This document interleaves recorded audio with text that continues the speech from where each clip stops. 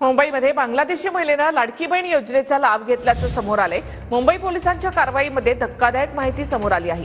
पोलिसांकडून 5 बांगलादेशी नागरिकांसह एका दलालाला अटक करण्यात आली आहे।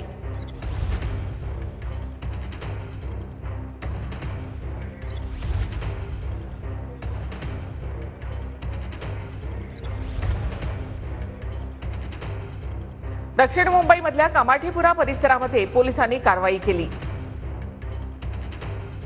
पोलिसांकडून 5 बांगलादेशी नागरिकांसह एका दलालाला अटक करण्यात आली आहे। अटक केलेल्या बांगलादेशी महिलेने लाडकी बहीण योजनेचा लाभ घेतल्याचं समोर आलंय। बांगलादेशी महिलेने भारतामध्ये घुसखोरी करत बनावट कागदपत्र बनवत योजनेचा लाभ घेतला।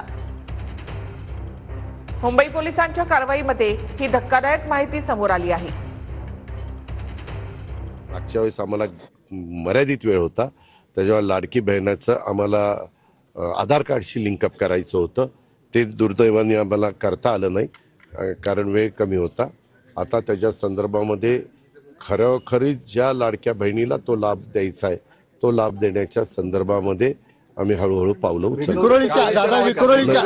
रिकव्हरीचा अजिबात विचार नाही। मुख्यमंत्री लाडकी बहीण फक्त इलेक्शन पुरती होती, कुठल्याही तपासण्या झाल्या नाहीत। सरसकट सर्वांना आमच्यासारख्या टॅक्सपेयर लोकांचे वाटले गेले आणि आता शुद्धीवर आल्यावर म्हणतायत का की बांगलादेशी महिलांना पण पैसे पडले? मग केलं काय तुम्ही?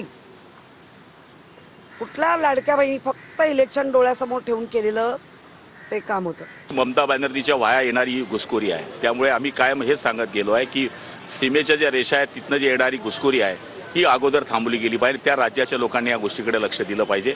आम्ही उलट महाराष्ट्र गव्हर्नमेंट याच्या मागे लागलोय की बांगलादेशी या राज्यातून हाकलतोय। काँग्रेसने वाढवलेली ती पिलावड आहे, त्यामुळे काँग्रेसने आमच्यावर आरोप करू नये।